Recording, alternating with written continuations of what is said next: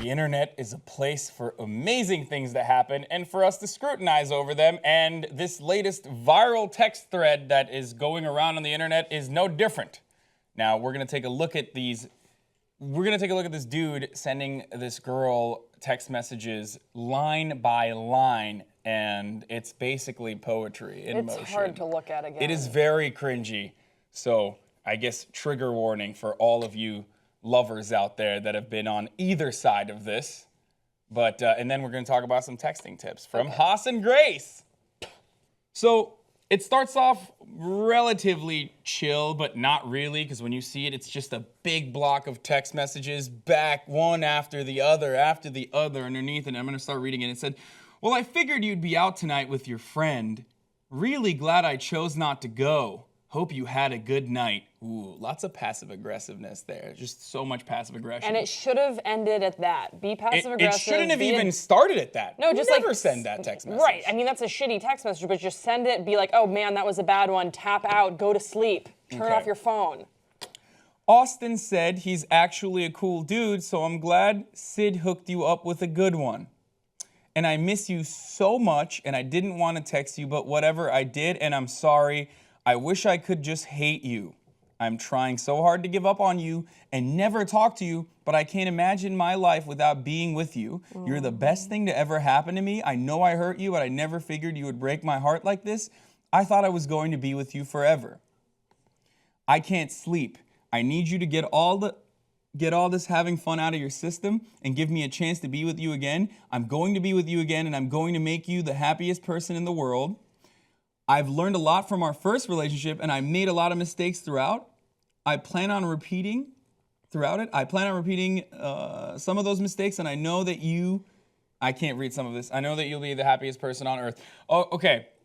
So it stops here, meaning like he just came to his senses for a brief moment. Like just for a brief moment, he was like, wait a minute, I'm a sane individual. I should probably stop texting this person because she's obviously not responding because she's out with her friend because Sid, who I'm assuming is your friend as well, hooked her up with a good guy. A good guy. A good one. Because you weren't a good one. Obviously. Like a good one, like a pet? Okay. I was like, that dog was a good one. I can't even go through this. It makes me so sad. Okay. Oh, and then he gets back into it. He says, I miss you so much, Emily. I love you more than anything. And it goes on and on and on. And then there's such a long, it's like a text block of this long, where it's at least 2 scrolls down. Oh, man. But what's really hurtful and what really turns this guy who was just saying, like, I love you, I want to make things right, da-da-da. Emily's response is cold. Her response is just word. That's just what she said. Not even a K, word. Like, if it was just a hard K. Maybe she agrees. Maybe their love is real. Oh my gosh. Oh my gosh. She just says word. He goes, word? Wow, okay. I guess I thought wrong when I thought you could still be more than just another random guy. I'm glad you're happy. I'm headed to Fort Payne, possibly to kill myself. He doesn't say that, but like that's what he basically means. If I could go pack up all my shit, I'd take it to your house and leave. I'd really appreciate it. Lol, I know you're at Bays probably. I hope you didn't get so drunk you don't forget fooling around again. Well, I'm glad you're happy and handling him. I hate you so much. Why are you doing this to me? I'm trying. This is so hard. I want you and you to just treat me like some random guy you barely know. You want absolutely nothing to do. At this point, he's like starting to not even text normally. Like he's just so angry. He's just mashing buttons, and we've all been there before. Where you're just like, ugh, I'm so mad. The problem is, when you have a normal conversation with a human and you're saying these things, you can totally come across as a psychopath, but our memories are fickle and we'll forget about it. But if it's written in text format, this person will put you on blast and put you all over the internet so that that's a good people point. like it lasts us, forever. It lasts forever. You can go back to it. I mean, my text messages I delete after 30 days because they take too much space. It's a good point. Like, I think we've all gotten in arguments before with a person, and you've maybe said things you didn't mean or said things that are kind of embarrassing.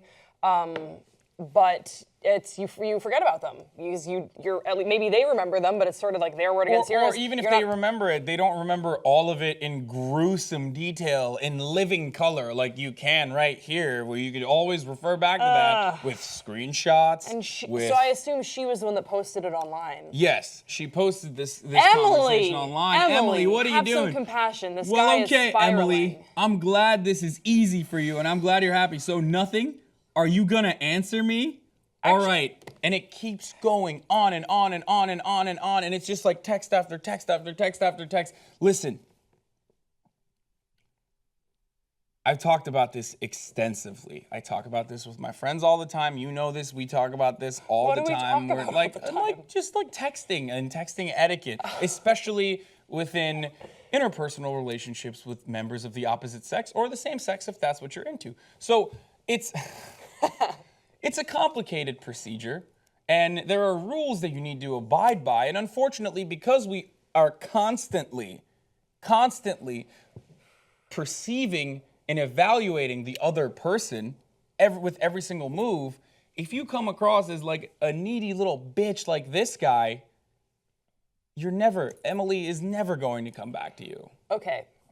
Let me give you my analysis. All right, let's hear it. Because I think that we come at it from two different sides as far as texting. I will say that Hasan has more recent experience with regards to texting someone that he is pursuing. I've been in a relationship for a while, so my advice, we can agree, is probably not that good, but here it is.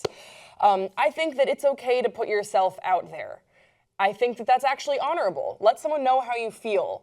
But this is way too much. This is way too much. And you have to understand boundaries as well. And she was clearly giving him a boundary by not responding. I think she gave him a boundary by breaking up with him, bro.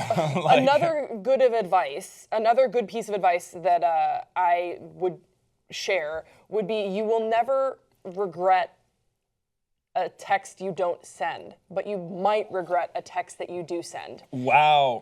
So very good. Think about that, because I have been, oh my gosh, I texted my ex-girlfriend years ago something so strange when I was really drunk off of drinking champagne straight out of the bottle. To give you an idea of where my night was, we'd been dumped for a while.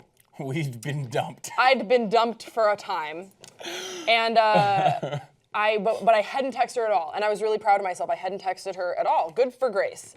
And then one night, drunk off champagne from the bottle with my oldest, closest best friend was in town, and I was like, I'm gonna text that girl.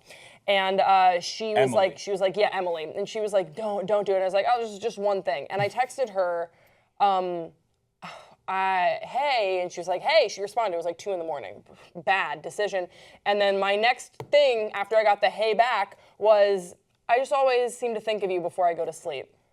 I know, like, just stab me. And here's the thing, I should have taken my own advice and just, hey, I feel like texting this, but if I still feel like texting it, text it in the morning. That thought will still be there. I was still very sad, so text it in the morning. The feelings will still be there. You will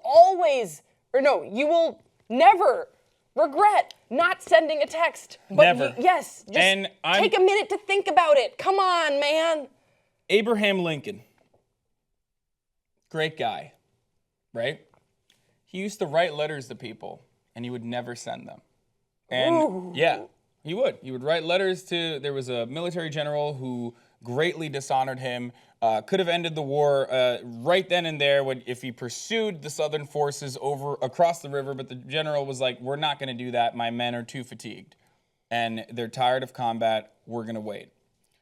Abraham Lincoln wrote it's just a scathing letter. And he was generally a nice guy, right? Never sent it. He would never send letters to people. And I took that advice, and I do that myself, where sometimes if you really have a lot of bubbling up emotions and you want to let it be known, you want to let that other person know that they're wrong, that they've wronged you, that you're hurt. Wronged you, that you're hurt, because your feelings are important to you. And they should be important to that other person as well, but we don't really care because we live in this narcissistic ego bubble where we only care about ourselves. Write it out, but do not send it. Screenshot it, and then erase it. I think that's a great piece of advice. And let it sit there. Now, that is for situations where you've been wronged. for situations when you're trying to get involved with a person and you're playing the back and forth game, when you're flirting with them and whatnot, the good rule of thumb is probably don't double text and don't text longer than, like 2 blocks of words, like two sentences. Just don't do it. It sucks. There's a lot. I love talking. I want to say so many things. We know. And yet I hold myself back because, again, like I mentioned earlier, people perceive value. And unfortunately, you may be the richest person on the planet. You may be the nicest person on the planet, the coolest person on the planet. But it doesn't really matter because if that other person perceives you as lesser than them because you have been too available to them, and a lot of people do this all the time. And unfortunately, some of that could be incorrectly perceived from being honest with them, being honest about your feelings. There's a time and place for it. It's not in the beginning of a relationship. It's not when you're just starting to talk to that person, Grace. Joe, don't take advice from Grace is what I'm saying. No, I'm just saying I have a totally different philosophy, but I think that yours is just as honorable as what mine is. I'm just saying that for me, like I just I don't know. Guys, texting is hard. Pursuing someone that you're interested in is hard in this day and age, and there are so many rules that we're supposed to, abide by, and I think that is all good and well, but at the end of the day, just be true to yourself, and if they don't love you for who you are, they don't like you for who you are, then it wasn't meant to be, and sometimes things just aren't meant to be. I 100% agree with that statement. Okay, we can agree on that. Of course, it's common sense. But we want to hear from you guys. Have you ever been involved in a crazy texting situation like this one on the receiving end or on the end that delivered it? Don't be embarrassed to leave us your thoughts in the comment section below. Yeah, what are your tips? We want to hear from you. What are your texting tips? Yeah, and we'll check back on the comments and deliver more texting tips if you have any sort of problems in this regard. Obviously, Grace's advice is a little different than mine, so that'll be an interesting dichotomy. I'm Hasan Piker, this is Grace Baldridge, and we'll see you next time on Pop Trigger.